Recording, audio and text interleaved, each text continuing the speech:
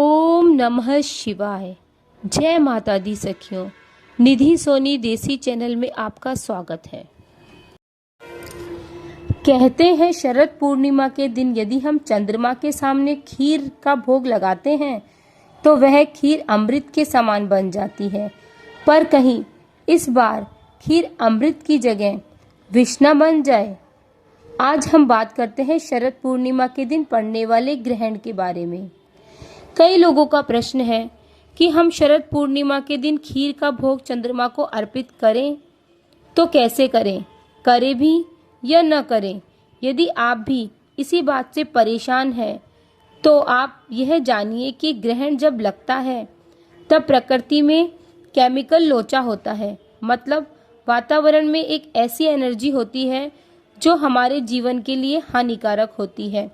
और कहते हैं शरद पूर्णिमा के दिन चंद्रमा अपनी 16 कलाओं से परिपूर्ण होता है और शीतल अमृत के समान किरणें निकलती है और हमारी रखी हुई खीर या कोई भी प्रसाद वह अमृत के समान बन जाता है।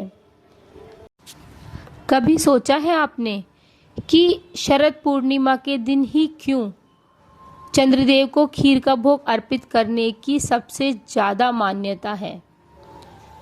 अब इसका कारण सबसे बड़ा ये है कि जब शरद पूर्णिमा का चंद्रमा होता है तो वह अपनी 16 कलाओं से परिपूर्ण होता है और जो किरणें निकलती है वो इतनी शीतल अमृत के समान होती है कि उसमें रखी हुई कोई भी चीज़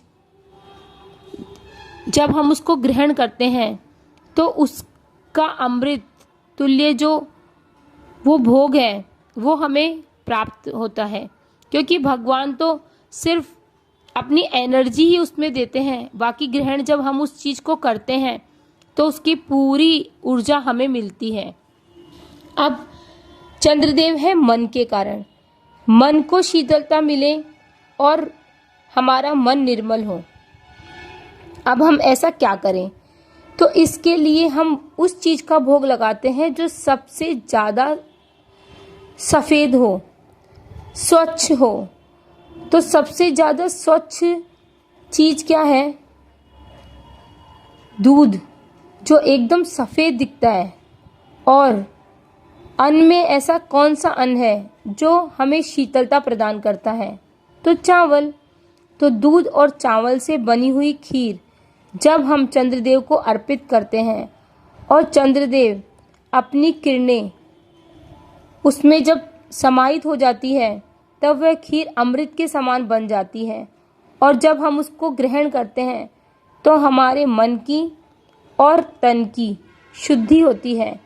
और जिसको भी खराब चंद्रमा होता है, दूषित चंद्रमा होता है, वो उस खीर को ग्रहण करने से शुद्ध हो जाता है, क्योंकि उसने जो वो खीर अमृत के समान ग्रहण की है उसमें किसी भी प्रकार का कोई दोष नहीं है। इसीलिए हम सदियों से चंद्रदेव को खीर का भोग अर्पित करते हैं ताकि जिसका भी चंद्रमा खराब हो, दूषित हो, वो उस खीर को ग्रहण करने के बाद शुद्धता में परिवर्तन हो जाए। लेकिन यहाँ पर बात आती है ग्रहण की। तो ग्रहण में जब ऊर्जाएं व्यस्त व्यस्त होती हैं, चंद्रदेव पर खुद पर ग्रहण लग रहा है और उस समय जो एनर्जी निकलती है वो हमारे लिए, हमारे जीवन के लिए अच्छी नहीं होती। अब उस समय हम खीर का भोग भगवान को अर्पित करेंगे तो और करके यदि हम उसको ग्रहण करते हैं तो हमारा चंद्रमा तो अगर राशि में खराब है तो वो अच्छा होने की जगह और ज़्यादा खराब हो जाएगा, क्योंकि हम अपने दूषित चंद्रमा को शुद्ध कर रहे हैं। और जो पहले से दूषित है और उसको और दूषित बनाकर हम उस चीज़ को ग्रहण करेंगे तो वो हमारे लिए और ज़्यादा नकारात्मक एनर्जी देगा। तो क्या हम इस बार शरद पूर्णिमा के दिन चंद्रदेव को खीर अर्पित ही नहीं करेंगे? नहीं नहीं, ऐसी बात नहीं है। शरद पूर्णिमा के दिन ग्रहण लगने वाला है और ग्रहण के 12 घंटे पहले लगता है सूतक। सूतक आपको अपने हिंदू धर्म के अनुसार बताती हूँ। सूतक का साफ साफ मतलब है जब किसी के घर में किसी की मृत्यु हो जाती है तब उसके घर में लगता है सूतक। और चंद्रमा और सूरज हमारे माता पिता के समान है, तो जब उन पर कोई परेशानी आ रही है, वो मृत्यु तुल्य दुख से गुजर रहे हैं या मृत्यु होने वाली है, तो लग गया हमारे पूरे पर सूतक। अब लग रहा है उन पर ग्रहण, मतलब वो जा रहे हैं एकदम अंधकार में। ग्रहण का मतलब होता है अंधकार में जाना। और उसके बाद उनका होगा शुद्धिकरण, मतलब उनका होगा पुनर्जन्म।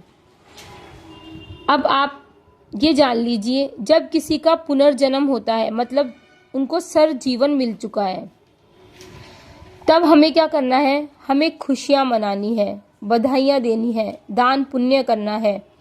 तो आप 29 तारीख की रात को खीर बनाएं और शरद पूर्णिमा का ध्यान करें और चंद्रदेव से प्रार्थना करें कि हे चंद्रदेव, आज आपका दोबारा शुद्धिकरण हुआ है, आपको बहुत बहुत बधाई हो।